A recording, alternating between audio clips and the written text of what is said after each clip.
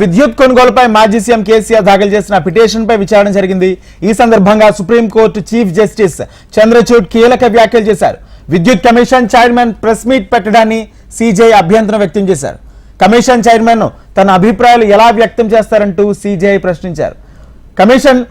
Commission chairman గా మరొక జడ్జిని నియమించాలని సీజేఐ ఆదేశించింది. న్యాయమూర్తి న్యాయం చెప్పడమే కాకుండా నిష్పక్షపాతంగా కనిపించాలని సుప్రీంకోర్టు చీఫ్ జస్టిస్ కీలక వ్యాఖ్యలు చేశారు.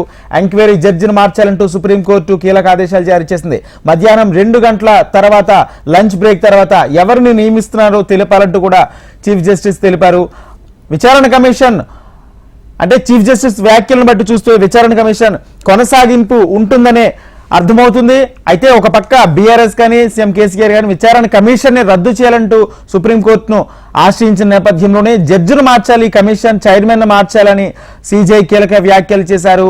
దీనికి సంబంధించి కొత్త చైర్మన్ ను కొత్త జడ్జిను మధ్యాహ్నం లంచ్ బ్రేక్ తర్వాత ఎవరు నియమిస్తున్నారో తెలపాలంటూ కూడా తెలిపారు. మధ్యాహ్నం 2 గంటల తర్వాత తుది నిర్ణయం వెలువడనుంది. విద్యుత్ కొనుగోలుపై మాజీ సీఎం కేసీఆర్ దాఖలు చేసిన పిటిషన్ పై విచారణ జరిగింది.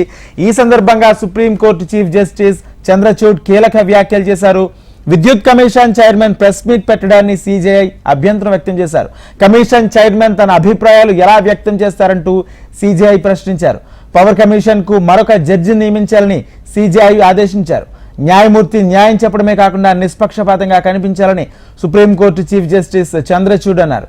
ఎంక్వైరీ జడ్జిని మార్చాలంటూ సుప్రీంకోర్టు కీలక ఆదేశాలు జారీ చేసింది.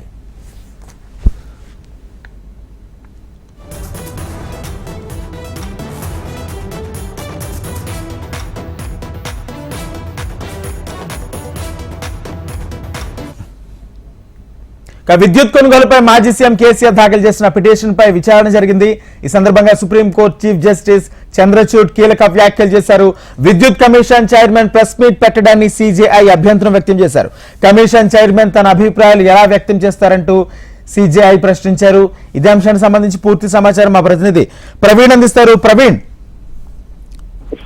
ఇప్పటికి తెలంగాణ ప్రభుత్వం ఏదైతే విద్యుత్ సంబంధించిన కొనుగోలు విషయంలో త్రికరణ నుంచి విద్యుత్ కొనుగోలు పైన కూడా ఆ కమిషన్ ఏర్పాటు చేసింది. కానీ ఈ కమిషన్ కు సంబంధించిన దానిపైన కూడా ఇప్పటివరకే మాజీ ముఖ్యమంత్రి కేసీఆర్ మాత్రం సుప్రీంకోర్టుకు వెళ్లారు. దానిపైన కూడా కాసుప్రక్తమే సుప్రీంకోర్టు కూడా తన నిర్ణయాన్ని కూడా ప్రకటించింది. తెలంగాణ అడ్వకేట్ జనరల్ తో ఇప్పటివరకే ముఖ్యమంత్రి రేవంత్ రెడ్డి ఇప్పటివరకే ఫోన్ లో కూడా సంభాషించిన సమాచారం. కలెక్టర్ల సమావేశం నుంచి బయటికి వచ్చిన ముఖ్యమంత్రి రేవంత్ రెడ్డి అధ్యక్షుడు సుదర్శన్ రెడ్డితో కూడా మాట్లాడినట్టు కూడా సమాచారం అవుతుంది. సుప్రీంకోర్టులో విద్యుత్ కమిషన్ ఏదైతే నరసింహారెడ్డిని మార్చి నియమించాలని చెప్పేసి కూడా ధర్మాసనం ఇప్పటివరకే తెలిపిన మధ్యాహ్నం వరకు ఇద్దరు కొత్తగా చెప్పేసి కూడా ఆదేశించినంత మాత్రం సీనియర్ జడ్జీలకు కూడా ఇద్దరికి సూచించినట్టు కూడా సమాచారం. ఎవరెవరు కూడా ఇవ్వబోతున్నారు అన్న దానిపైన కూడా క్లారిటీ అయితే రాస్తుంది. కొత్త జడ్జి ఆ పేరును కూడా తెలంగాణ ప్రభుత్వం రాష్ట్రపతిలో ప్రకటించబోతుంది కాబట్టి ఆ ఇద్దరు సీనియర్ జడ్జి ఇవ్వబోతున్నారని దానిపై కూడా ఒక ఆసక్తి అయితే చెప్పుకోవచ్చు. ఏదైతే విద్యుత్ కమిషన్ మాత్రం ఇప్పటివరకే దానిపైన కూడా విచారణ కూడా చేపడుతున్న సిచ్యువేషన్ కనిపిస్తుంది. అదే సమయంలో మాత్రం నరసింహారెడ్డి కూడా మీడియా సమావేశం ఏర్పాటు చేయడం, విచారణకు సంబంధించిన దాన్ని మాత్రం బహిర్గతం చేయడం పట్ల కూడా ఇప్పటికే ఆ సుప్రీంకోర్టుకి మాజీ ముఖ్యమంత్రి కేసీఆర్ వెళ్ళిన పట్ల మాత్రం ధర్మాసనం పంపించాలని కూడా